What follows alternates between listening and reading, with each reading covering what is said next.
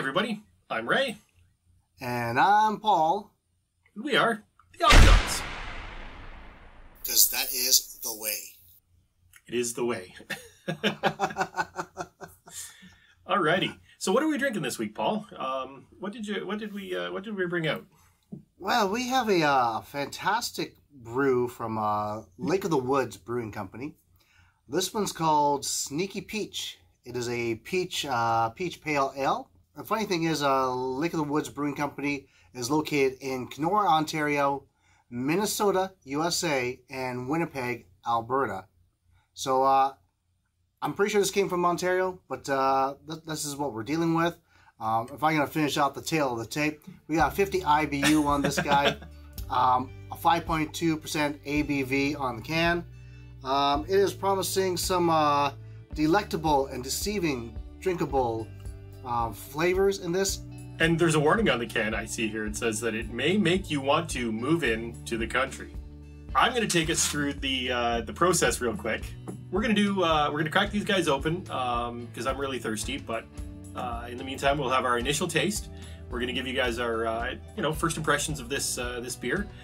Then we're going to have a little chit chat. I've got a couple of things that I'm going to introduce Paul to that I've noticed in the world of news today. I found a couple of little odd things. Then we're going to go around the bend, so we'll get about halfway through our beverage, have another couple of drinks there, and then we'll tell you if we still feel the same way about the beer. Then again, like I said, I've got a couple of odd news stories that I think Paul may enjoy. So when we get a little bit further down in the drink, we're going to do the final chug. And as Paul would normally say, we're going to throw these things right down our throats, whether we like them or not, good or bad. And then we'll tell you what we think. Wow, you did that actually pretty good, Ray. I should have you doing this more often. Well, as we always say, and as I always am, I'm thirsty, so let's crack these guys open. All right. All right. I smell hop. Lots of hops. Like you said, 50 IBUs, right? So I don't smell peach. I'm already disappointed. Well, we'll see what this is about here. Peach pale ale. I don't know what that's about. It's hazy. I know it actually is made with peaches, and it must be a low carbonation because I didn't have a problem pouring this into my glass. My beautiful pour. So it says on the can naturally carbonated, but now I'm thinking, aren't all beers naturally carbonated? No, I believe they do put carbonation into some beers. If someone knows the answer to that, feel free to comment down below. Wow, I'm just looking at it. I don't think I've ever seen a beer with flaked oats as one of the ingredients. Well, there's always been oats. I just assumed it was flaked oats, like oatmeal. Yeah, I guess. I've just never seen it written that way. In the meantime, cheers, Ray. Cheers. And cheers, everybody. Cheers, all.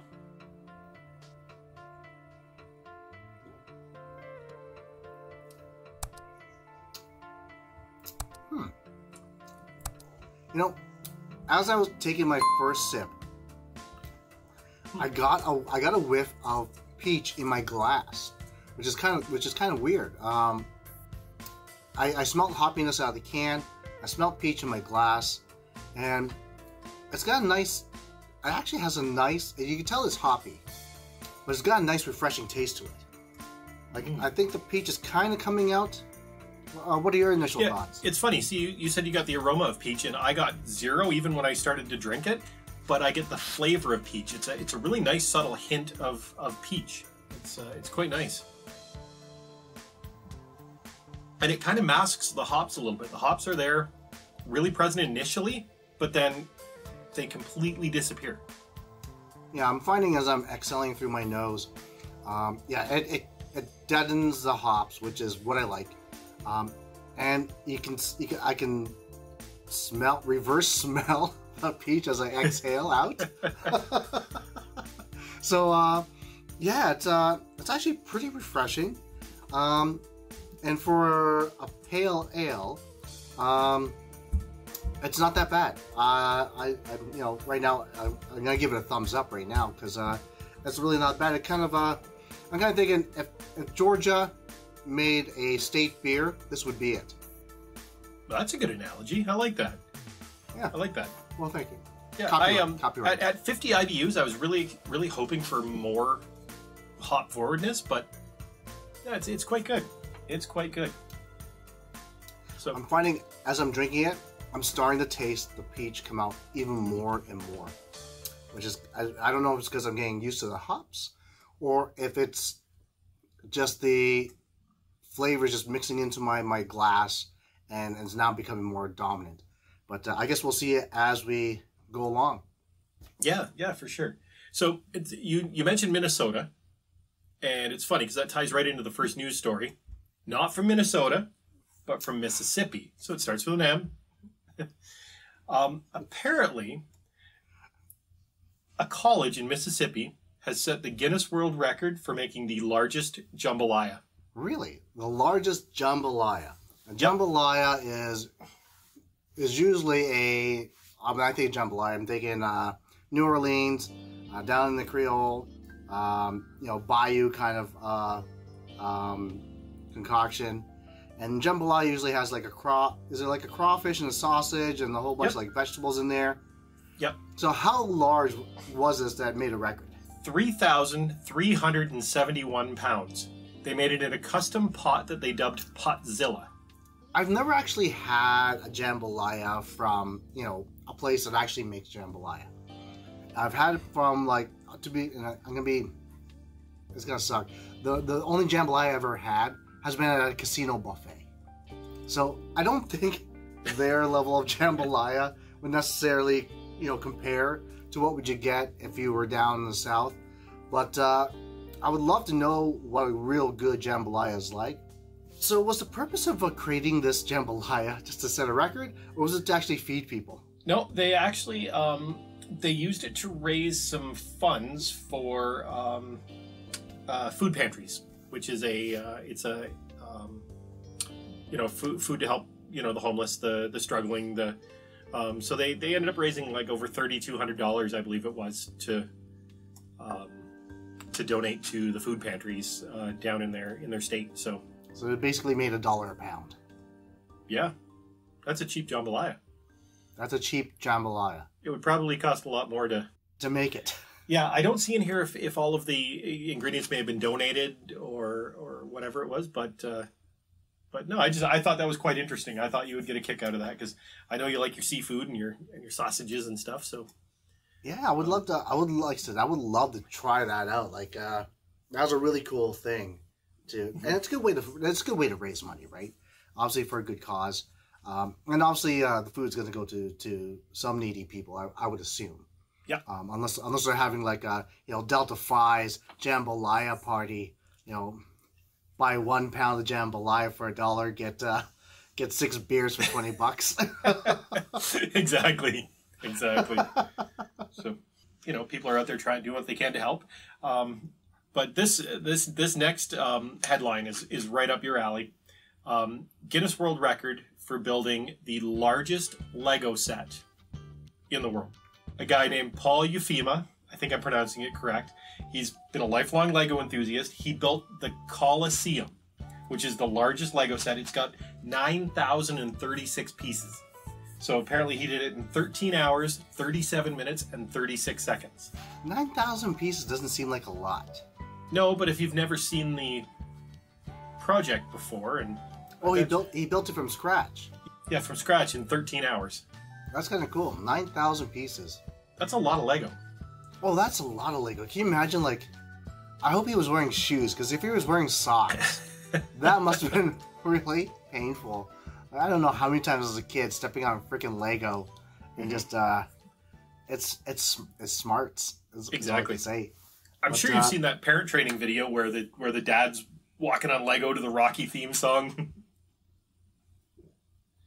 Not at all. Not at all. You'll have to look that up. It's like a guy training to be a dad, and he's walking across Legos. That's awesome. But yeah, Lego is I love Lego because it really does emphasize using your imagination to build stuff. And I was never really, you get a set, and it's one of those things where, like, you just kept accumulating Lego to build bigger and better things. I would always build robots, and my biggest challenge was always trying to find ways to create movable arms, because they didn't have all those fancy, joints and rotating things. They just had blocks when I was a kid. Yeah, Lego's way different now. Way different now than it was. You had to find a way to make joints with Lego. And basically my robot could like go like this and like go like that, and that was about it. So, but I was happy with it. And you know what? To be honest with you, the funnest part was destroying the robot at the end, because we all know robots will kill all humans on Earth. Well, you're around the bend yet? I'm really enjoying this. It's going down pretty quick. It is actually going down really good. I'll tell you what. Let's grab a couple sips, and let's see what this thing's about. Cheers. Cheers, everybody. Cheers, Paul. Cheers, Ray.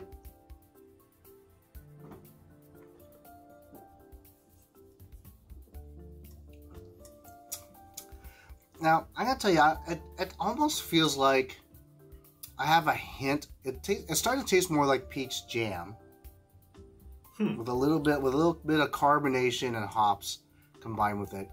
I'm still liking it. I'm actually enjoying this. I'm gonna say, if this was just a little bit colder, and if the weather was just a little bit hotter, man, would this taste good in the summertime. It's something that can really quench a thirst. I have the aftertaste of hops in my mouth, but it's not overbearing, which is good for me. But I'm really getting that nice, sweet, peachy taste is becoming more prominent on my taste buds. And it could be psychological. I don't know. Now I got peaches on the mind. But what are you thinking? Thoughts? Yeah, I agree. Really refreshing. Definitely a lot of peach there. For me, and it's probably because of the hops, it's almost like a peach that's not quite ripe. Okay. When they're still a little bit crispy before they're really soft and sweet. That's still a good peach.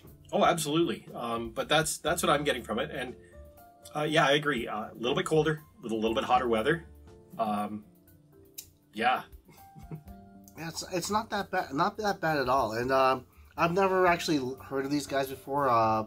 Lake of the Woods Brewing Company. But happened to pick it up. I just saw the peach on it. Oh, I saw a sneaky, and then the peach came afterwards. Like, okay, well, if it says sneaky and it's got peach on it, it's gonna have something to it. But yeah, like I said, they seem to be growing. They're out of, like I said, Winnipeg, Minnesota, and Ontario. So a little international flavor to them. They do specialize in their craft beers. They also do seltzers. So I'm curious to see what their total lineup is like. But it sounds like they have a variety of stuff, and they sound like they got a lot of stuff moving and grooving in terms of distribution. So hopefully, if our American friends are watching, if you see this on your shelves, I would say try and pick it up. It's going down really easy, and I'm really enjoying it. Yeah. I've never heard of Lake of the Woods either. Well, Lake of the Woods Brewing, that is. And it's really hazy, eh? Like, I said that off the top. It's a lot hazier than I thought it would be. Speaking of our American friends, I don't know if we've got any viewers down in Tennessee, but Paul, what would you do if you heard over the radio, "Please be cautious, a mad zebra has escaped a truck"? I would so go find the mad zebra. Well, apparently it happened in a town in Tennessee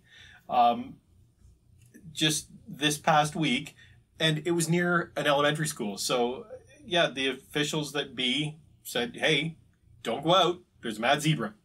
For our American friends, I know you guys call it a zebra. In Canada, we call it a zebra.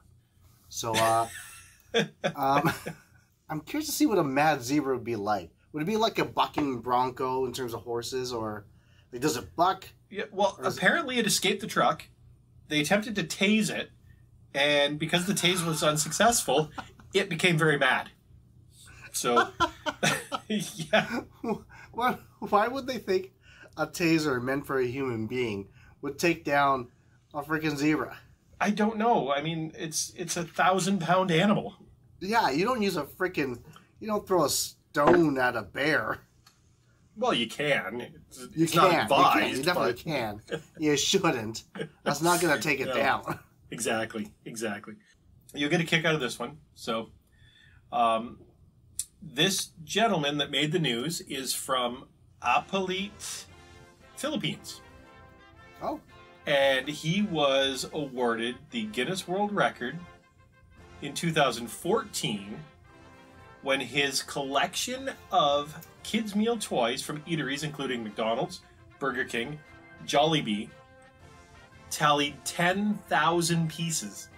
Well, just this week, it's only like almost 7 years later, he's at 20,000 pieces in his collection. Kudos to him for collecting all those pieces. Yeah, and apparently this guy wants to start a museum for fast food toys. So I wonder, it doesn't say in the article how far back his collection dates. It'd be interesting to know, does he have like retro stuff from the 70s, from the 60s? It's an odd hobby to have, I guess, in the Philippines. Like, if I'm thinking Philippines and I'm thinking the hobbies or things to collect there, I'd probably say fighting roosters would be my first guess in terms of hobbies. Is that kind of a throwback to our last episode? As in the cocky rooster? The cocky rooster? That 100%. Awful, horrible, incubus drink that, I'm going to tell you, I went to a back alley cockfight in the Philippines. And I saw... There were no roosters involved. There were totally roosters involved. And I saw these two roosters collide in midair. And they both landed. And they actually have razor blades on their legs. And the one razor blade went right through the gut and breast of the one bird. Doesn't the owner of the bird that got skewered take it to the back? I go to follow them and see what they're going to do with it. And there's a cock doctor. There's a rooster, a guy. Rooster doctor. There's a little bed for the rooster that they strap the rooster down to, and they're stitching it up and trying to do surgery on this rooster. I'm like, man, that's like $5 of chicken being operated on. Wow. I'm wondering how much the doctor charges. And I'm thinking, what kind of doctor do you have to be that you lose your license and you have to be a cock doctor? Oh, that's crazy. How you doing for... I'm ready when you are. Looks like we're about the same. I think we're about the same. I don't think we have to explain to everybody how this works. I think we're just going to put this back. What's the consequence going to be? I have nothing for a consequence. Okay, we're just going to do this for pride. Yeah, for pride. Because I'm going to win. Yeah. There's no ice cubes in it, so I'm fine. Ice cubes are my kryptonite, apparently. So it's so true. All the chunks you've lost, except for the one with the Niagara Falls Comic Con guys. James. Oh yeah, James crushed that. It was incredible. He monstered right through it. So yeah, that was incredible. All right, so let's do this. Do the countdown. Let's get us going. All right. Go or on one? On go. All right. 3, 2, 1. Go.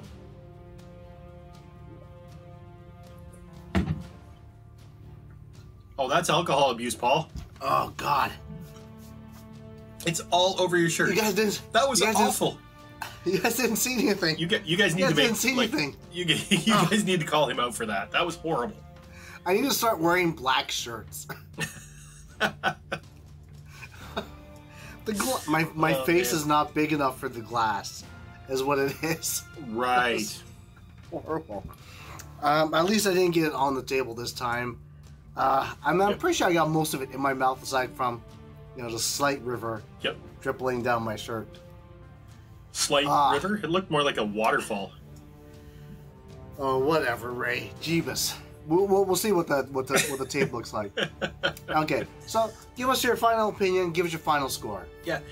You know what? I really, really enjoyed that.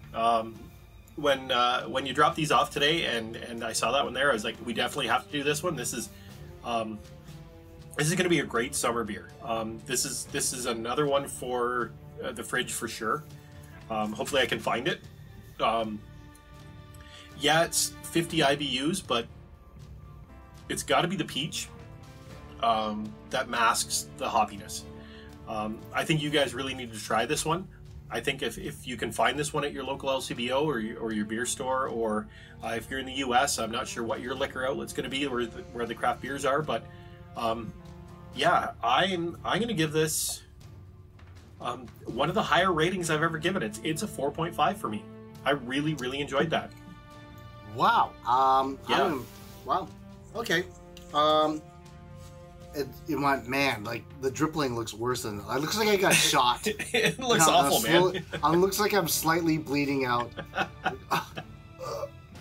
Tell my wife I'm gonna be late for dinner. So I am thinking this. I did enjoy it. It's got that peachy flavor to it. It's got the hoppiness, but the hoppiness is kind of pushed down by the peachy flavor of it.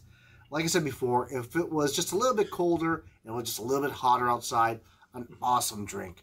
I'm not going to be as generous as Ray, only because I'm not a big IPA hoppy kind of guy. But I will give it a 4 out of 5. And the reasoning behind that is I would buy this again, and I would stock this in my fridge on a hot day, barbecuing, inviting the friends over, even maybe Ray. I would definitely I have to blur that out. I would definitely put this in the fridge and have my friends try this. Really enjoyed it. So Lake of the Woods Brewing Company, you did okay by us. I'd love to try the rest of your stuff. So hopefully down the road we will have that opportunity. Yeah, we're gonna tag you down below, and maybe you'll send us some stuff and we'll review it. And we were pretty kind on this one, but you never know for the next one. But so anyways, with that being said, I am Paul. And I'm Ray. And we are the Alkanauts. Cheers all. Take care.